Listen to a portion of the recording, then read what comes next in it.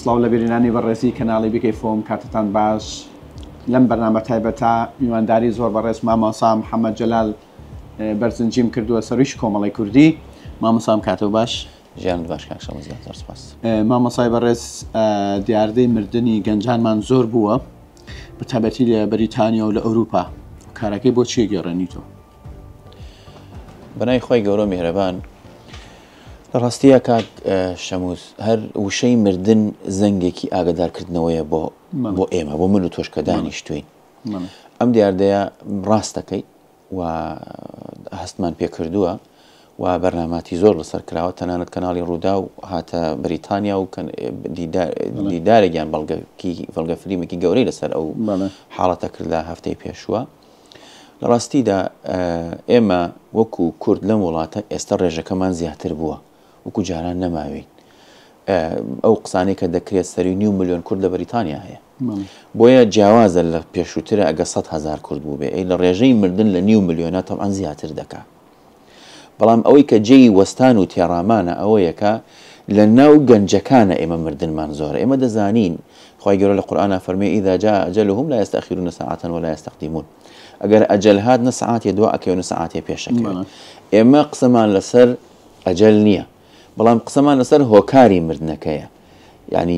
بۆ بەم شێوازە بمرێ. ئەزانی یعنی حاڵەتێک زیادی کردووە بەداخەوە، ئێستا بۆ منە حاڵەتی خۆکوشتن زیادی کردووە، حاڵەتی جەڵدە زیادی کردووە، جەڵدەی دڵ و جەڵدەی مێشک و ئەمانە زیادی کردووە. ئێمە قسەمان لەسەر ئەمەیە، دەمانوێت ئەمەیان ینی هێوکارەکەی بدۆزین. مامۆستا ئەم هۆکارەی بەچی ئەزانین؟ تۆ بڵێ زەختی کوردستانە، ینی کوردستان زەختەکەنە سەر ئەم گەنجانە لێرە، یاخود هۆکارەکەی بۆ چی گەڕێنیتەوە؟ خۆی لە ڕاستیە ئەوە پرسیارێکی تاڵە، بەڵام حقیقەتە. ئێمە زۆر کەس پەیوەندیمان پێوەکات و گوێمان لە زۆر گەنج بووە. ئەو گەنجانەی دێنە ئەم وڵاتە ئەوانەیان کە ڕێک بە دوای ژیانێکی ئاسوودەیە دەگەڕێن، بە دوای ژیانێکا دەگەڕێن کە بە لوقمەی حەڵاڵ پارە پەیدا بکەن، لە پڕێ نابن بە کوڕێ. پێویستیانە بە تەدریج بە بەرنامە ئاستێب بەستێب بیانە بشنە سەر سەربان، ئەبێ دە قادرمە ببڕن تا ئەگەنە سەرەوە. ئەمانە بەڕاستی زۆر جار ڕوبەڕووی ڕەخنەی کە سوکاریان دەبنەوە لە کوردستان. کەسێکی تر دەبینە لەولاوە بە ئیشی نایاسایی و بە ئیشی قاچاق و بە ئیشی چی و چی لە پڕ بووە بە خاوەن پارە و لە ماوەی ساڵێ 2 ساڵ بووە بە خاوەن پارێکی زۆر و ماڵێکی باش و سیارێکی باش و ئەمە کە سوکاری ئەمیش ئەو دەبینن ئەڵێن تۆ منم قسانم زۆر بۆ گەڕاوەتەوە، دەڵێ پیان وتم تۆ ئیشت چیە لە ئەوروپات، بۆ چی چووی بۆ ئەوروپا و کوڕی فڵانە کەس وای کرد، کوڕی فڵانە کەس ئەمەی کرد، کوڕی فڵانە کەس ئەوەی کرد، بەڵام تۆ بۆ هیچ شتێکە دیار نییە. ئەمە لەسەر دڵی زۆر قورسە. ئێمە خۆمان لەم وڵاتەین، ئەمە ئازارێکی زۆر زۆری ئەو گەنجە دەدا. ئەو جا لەم وڵاتەش کاکە شەمووز ئەزانی دووسێ گرفتی سەرەکی لە بەردەم پەنابەرە هەیە. یەکەم مەسئلەی ئیقامەیە، دووهەم مەسئلەی ئیشە، سێهەم مەسئلەی خێزانە. ئەگەر ئیقامەکەت نەبێ ناتوانانی ئیشیش بکەی،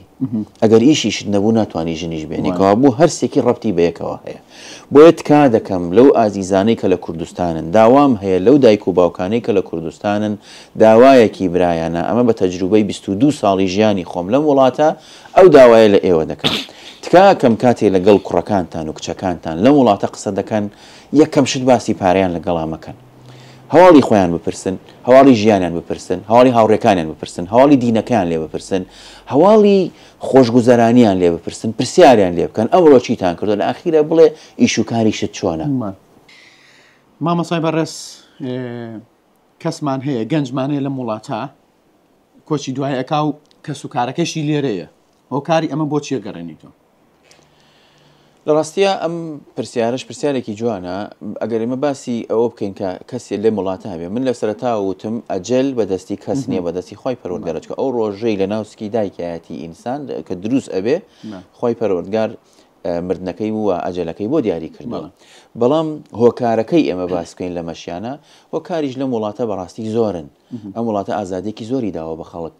بەڵام ئێمە دوو لە ڕووی بینەران نابێ ئازادێکیان بە بەرەڵایی تێبگەین. دەبێ بتوانین لەگەڵ یاساکانی ئەوان بڕۆین، گەنجەکانمانە بێ بپارێزین، ئەبێ نێڵین کۆمەڵێکاری نایاسایی بکەن، ئەبێ نێڵین دەست بۆ حاڵەتێک بن کە لەم وڵاتە نایاساییە، بۆیە لە جۆری وایە ئەوانە بن بە هۆکاری مردنەکانیانن.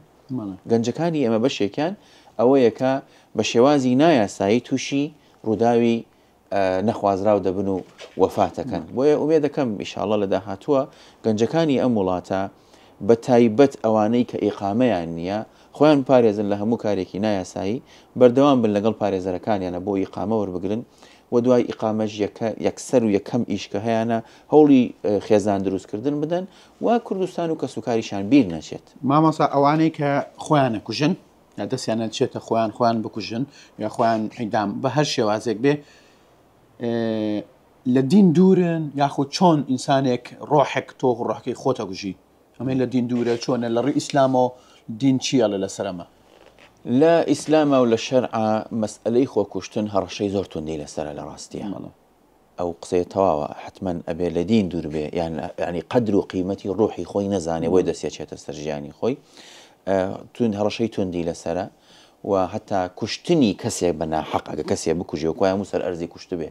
تجایەوەی تۆ خۆت بکوژی ئەم ڕوحەی کە لە لاشەی ئێمەیە ئەمانەتە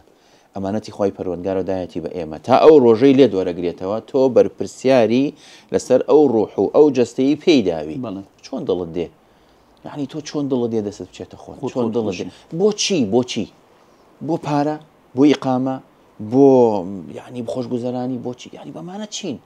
هەموو ئێمانە کاتین زۆر کەسمان هەبوو دەوڵەمەند بوو ئێستا پارەی پێ نەماوە زۆر کەسمانە بوو جنسی هەبوو لەسەر بچووک حاڵەتەکان لێ وەرگیراوەتەوە زۆر کەسمان هەبوو خاوەنی هەموو شتێ بوو ئێستا سەحیبی هیچ نییە زۆر کەسیشمان هەبوو ئەمانەی نەبوو ئێستا هەمووی هەیە بۆیە نە سەرۆت و سامان و نە هەموو خۆشیەکان هەموو تاسەر بۆ هەموو کەسێکە و نە هەموو ناخۆشیەکان تاسەر بۆ هەموو کەسێکە بۆ ئینسان نابێت دەستی بچێتە خۆی ئیش بکە بە بەردەوامی و ئاگداری ژیانی خۆت بە ئەم ڕوحەی کە هاتە زۆر شیرینە ئەمە ئەمانەتی خوایە دوایستا ئەمە ئەمانەتی دایک و باوکیشتە چۆن دڵت دێت تۆ دایک و باوکو جەرگ سوتاوەکەی چۆن دڵت دێ خوشک و براکانت جەرگ بڕاوەکەی بۆیە دەبێت زۆر ئاگداری خۆمان بین لەم وڵاتە هەر شتێک کە زۆر گەورەیە لەم وڵاتە بەڕاستی نابێتە هۆی ئەوە ئینسان خۆی پێ بکوژێت ئێمە وەکو کۆمەڵی کوردی بەریتانیا ئەم پەیامە دەدەین هەر بەڕێزێت ئەمەەوە ڕیشمان زۆر لێتێکە ڕوومان زۆر لێ دەکات ڕاستیەکەی هەر بە ڕێزێک تووشی حاڵەتی خەمۆکی دەبێت تووشی حاڵەتی نەخۆشی دەرونی دەبێت تووشی هەر حاڵەتێکە بێ بە پەیوەندیمان پێوە بکات ئێمە خەڵکێکمان لەگەڵایە لەشکرێک لە خەڵکی باشمان لەگەڵایە بۆ هاوکاری ئەوانێتیمە بۆچی باشی نەگەر یارمەتی ئەوانە نەدەین بۆیە هەر کەسێک ئەو حاڵەتانەی بۆ ڕوئەدا تکایە بە پەیوەندی بە کۆمەڵی کوردی بەریتانیا وکە لە ڕێگەی هەر بەرپرسێکەوە ئێمە دەتوانین هاوکارێک و پشتیوانێکی باشی بین لەو ناڕەحەتێکە هەیەی دەریکەین و بیخەینە خۆشگوزەرانیە و دوورکەوێتەوە لەوەی کە دەستی بچێتە لاشەی خۆی و دەستی بچێتە ڕوحی خۆی مامەسایەوە لە بەرنامەتانە لە ئایندە ئینشاءڵڵا کۆڕێک ببەسن بۆ گەنجانە سەبارەت مەم بەرنامەیەکە ئەمە ئێستا کردمانینی خۆکوشتن و حاڵەتی مردن و ینی هەموو حاڵەتە جۆرەکان کە لە بەتایبەتی لە بەریتانیا و ئەوروپا ئێمە لە ڕاستیەوەکو کۆمەڵی کوردی بەریتانیا کە لەو کاتەی هەستمان پێ کردومە بەرەو لە حاڵەتەوە دەرەجێ خەریکە دەوێتە دیاردا دەستمان پێ کردووە لە دووسێ هەفتەی ڕابردەوە بەردەوام ئەبین ئەم ساڵ بە بەردەوامی کۆڕ و سیمینارمان لەسەر ئەو مەوزوعە دەبێ 2 ڕۆژ پێش ئێستا 25 دوانزە بە تەحدید دیدارمان هەبوو بۆ هەمان حاڵەت سیمیناری فراوانمان هەبووە بۆ پەنابەرانی کورد لە وڵاتی گلاسگۆ لە عاسیمەی باوڵێن سکۆتلەند لە گلاسگۆ سەمات بە مردنە و ئاگداربوونی گەنجەکانمان و هەر لە هەمان کاتا لە 2 ڕۆژی داهاتوو سیمینارمان دەبێت بۆ هەمان حاڵەت لە شاری براتفۆرد لە سەرەتایی مانگی یەک دەمان بێت لە مانچستەر لە ناوەڕاستی مانگ یەک و کۆتایی مانگی یەک سیمینارمان دەبێت لە شاری لیدزە دواتریش دەپەڕینەوە بۆ ئەو سەر بۆ منتیقەی لەندەن و شارەکانی تر و بێرمیگامیش تەبعاً لەگەڵیە بۆیە گرنگێکی زۆر باشە دەین ئێمە بە مۆزوعە و ئومێ دەکەم ئەمە لە ناو کووردا ئەم دیاردەیە بە تەواوی بنبڕ ببێ هەمومان دڵمان بە ژیانی یەکتری خۆش بێ هەموویشمان پاڵپشت و پشتیوانێکی باش بین بۆ یەکتری چونکە بەڕاستی ئەم جۆرە حاڵەتانە بێ لەوەی کە عقوبەی خوایی لەسرە بێ لەوەی کە جەرگ سووتانی دایک و باوکی لەسرە ئازار و ناڕەحەتێکیشە بەڕاستی بۆ هاوڕێکانت و بۆ ئەو هەموو مەسروفە ئەو هەموو ژیانێکە کردوتە باشە من پرسیارێکەکەم ئەو کەسانی کاگەنەوە حاڵەتانە بەڕێزێک لەوانە 8 مانگە لێرە ئەم حاڵەتی توش بووە تۆ کە هاتووی لە کوردستانەوە بە هەموو احتیباراتێک بە حسابی خۆت لە جەهەنم ڕاست کردو هاتووی بۆ بەهشت لە ناخۆشی و ناڕەحەتی و مەینەتی و دەردەسەری دەرچووی من باسم تەنها لە ئەو نییە لە هەموویەتی ئەو بە ڕێزانە لە ناڕەحەتی دەرچوون و هاتوون بۆ خۆشی و خۆشگوزەرانی هەزارەها گەنج لەو کوردستانە خەون دەبینێ بگاتە تورکیا خەون دەبینێ بگاتە یۆناان خەم دەبینێ بگاتە ئیتالیا خەون دەبینێ بگاتە فەڕەنسا دوایی ئاواتە گەورەکەی ئەوەیە بگاتە بەریتانی دەی تو ئێستا لە بەریتانی بۆ خۆتە کوژی مادام گەشتیتە بەریتانیا بۆ یعنی بۆ بێتاقەتی تو ئاواتە دەوە نەبوو بگەیەوەتە گەشتی یعنی تۆ ئەم هەموو بەزەی خوا نبینی بۆ خۆت دەیان دوعاد نەکرد دەیان خوایە بەس دەمە ڕزگارم کە خوایە لەوە ڕزگارم کە خوایە لەوە ڕزگارم بۆ کوێ بۆ بەریتانیا ئێستا گەشتوتە بەریتانیا یعنی ئەو هەموو سەبرەت گرت گەشتیتە ئێرە دەی سەبریش لەسەرەوە بگرە بۆی کە ئیقامە وەربگری سەبریش لەسەرەوە بگرە بۆی کە بتوانی ژیانێکی ئاسوودە بە خۆ دروستکە خۆم خەڵکی ژیانی دروست کردو هەموویەک ئەو بووە لە سەرتاوە هەرچی پەنابەر هەیە کاکە شەموس هەرچی پەنابەر هەیە و هاتۆتە ئەم وڵاتە یەک پاوەنی پێ نەبووە کە داخڵی بەریتانیا بوو ئێستا پەنابەرمانێ خاوەنی بۆنمونە خاوەن ئیقامەمان هەیە و بڵین ڕفیوجیمانێ خاوەن 1 ملیۆن پاوەنە 10 ملیۆن پاوەنە بەچی بە ئیش بە خزمەت بە پلان بۆیە نابێت ئینسان بەو شێوازە مامەڵە لەگەڵ ژیانی خۆی بکە مامەسەبا هەموو مردنەکە نێنینە بۆ پارە بۆ ئیقامە حاڵەتێک هەیە پەیوەندیان پێوە کردم کەسێک ئەڵێ من لەگەڵ خێزانمان جا بوومە تۆ خاوەنی دووسێ مناڵە نایڵێت بڵێ مناڵەکانی ببینێ لێو تووشی خەفەت و خەمۆکی و پەنایە ناو بۆ خۆکوشتن مامەسام و حاڵەتێکی حاڵەتی زۆر هەمووشی زۆر خەڵک لەبەر پارە و ئیقامە نییە زیێ هۆکارەکەی لەوچێک هۆکاری تری هەبێت وایە مامەسا ئەو پرسیارەش ڕاستە و زۆر جوانە ڕاستیە ئێمە لە ناو خێزانەکانمانە چەند پیا و گرنگە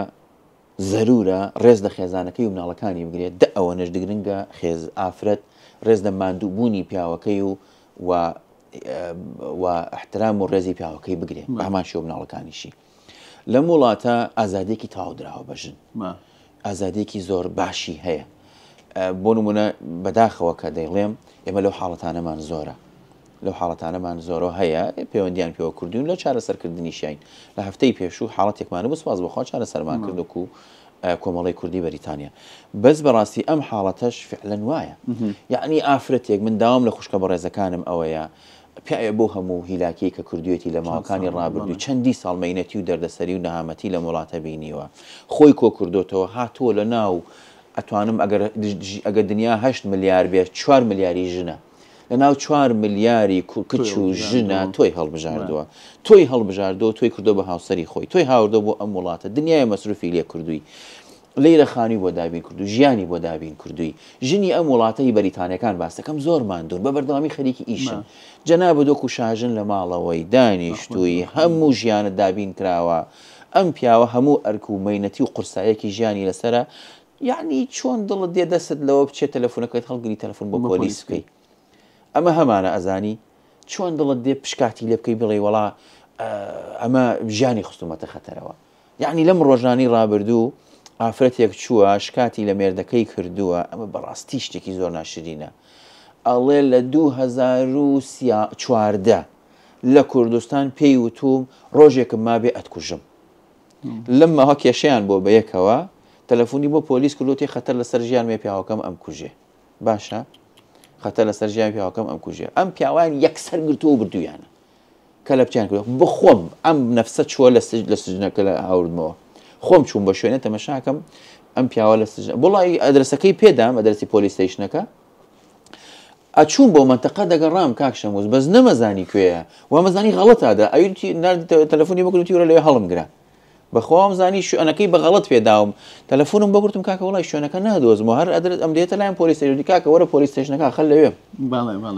دەچووم لەوێ هەڵم گرت تەمەشاکەم یعنی جووتێ نعلی لە پێ نعل ئەوەنە بۆ خەتەریات هاتون پۆلیس بردوێتی نعفریانەکەوت و پێڵاوێش لە پێکە تەسەورەکەی ئەمە ژنەکەیان دوای قسە لەسەر کردو دای تەمەن پۆلیس تحقیقەکە لەسەر مۆزوع ئەڵێ کوانێ ئەم خۆمی ژەنە ناخە لە 2000 و ئەوەندە پێش 11 ساڵ وای وتووە ئەو شەوەی کە کێشەمان بۆ گومانم بووە کە قسەکەی بێنێتە دی و من بکوژێ بەما چۆن شتی وابێ بەخاترخوا بێ ئاگامان لە خۆمان بێت ئەم جۆرە حاڵەتانە با دروست نەکەین یعنی مافی یەکتری بزانین ڕێز یەکتری بزانین ڕێز لە کەسوکاری یەکتری بگرین ڕێز لە ئەم جالیە کوردیە بگرین بەیەکەوە جوان بژین باش بژین دنیایەکی گەورە لە بەردەمانە کراوەتەوە لە بەریتانیا ئازادێکی باشمانەیە خزمەتێکی باشەیە هەر ئیشێکەکەی کەس دەست نایێتە ڕێت هەر کارێکەکەی دەست نایێت مناڵ لە باشترین قوتابخانە دەوامەکە سیستمی NHS هەیە هەمووی بەلاشە ژیانێکی خۆشت هەیە ئاسوودەت هەیە سەردانەکەی سەفەرەکەی کوردستانەکەی سیارەت هەیە ئەو پەڕی خۆشت بۆ لە خۆتێکی دەی لەسەر بچووکترین شت لەگەڵ پیاوەکەت بۆ ئەکەی پیاوەکە لە دەست خۆت بی ئەزانی لە وڵاتە دەستگردن بە پیاو زۆر زەرورە کۆمەڵە دەرگای زۆر هەیە بۆ پیاو بچێ بۆ خراپەکاری بۆیە دەبێت ژنانی ئێمە خوشکانی ئێمە ئاوها پیاوەکانیان بگرن نێڵن لە دەستیان دەرچێ چکە دوای پیاوێکی تریوکە ئەو پیاوە دەست ناکەوێتەوە چکم باوکی مناڵەکانێتی بۆی حاڵەتی مردنی زۆری لە ناو گەنجانی پیاوان و بڵین کوڕانە گەنجانە مامەسا ئەمە هاتینە کۆتایی ئەگەر ئێمە شتێکمان بیرچوو بێت جەنابەت وەکو شتێکت بەبیر بێتەوە بێڵێت بە بینەرانی بەڕێزی کەناڵی بیکەیفۆ زۆر سپاس دەکەین زۆر سپاس بۆ جەنابەت بیکەیفۆ پارچێکە لە خۆمان پارچێکە لە جەرگی من زۆرم خۆش دەوێت و مەبەستمە سەرکەوتوو بێ مەبەستمە زۆر بچێتە پێش و هەموو پلانێکشی بۆ دادەنین بۆ چوونە پێشی جەنابیشت پیاوێکی ڕوحسووک و ئازیز و خۆشەویستی بەردەوام لە خزمەتای بەس مەجارت بێنە خەیر ناکەی لە هیچ خزمەتێک ئەمە موجێی سوپاسن کۆتا قسەشم بۆ بەرنامەکە ئەوەیە ئێمە ڕەوندێکی کوردی جوانین لە وڵاتە جوان هێناومانە تکایە با تێکی نەدەین ڕێز لێکتری بگرین هەر گەنجێ پێویستی بە تۆ بوو ئەمە ئەخیر قسەمە هەر گەنجێ داوای هاوکاری لێ کردی ئاگدار بە پێشتر داوای لە خوا کردووە خوای پەروەردگار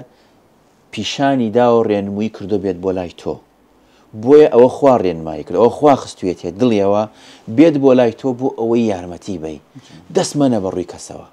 حتا ئەتوانی ئیشەکانی خۆت ڕابگرە دەستمەنە بەڕووی ئەوەوە چونکە ئەو خوا نردوێتی بۆ لای تۆ بۆیە دەبێ گەنجەکانمان بپارێزین بە تایبەت ئەوانەی کە تازە هاتوون و کە سوکاریان لێرە نییە خۆی گەرم و لایەکمان سەلامەت کا و عاقبەتمان خێر کات و باش و جوان و پاک بژین بەیەکەوە زۆر سپاس زۆر سپاس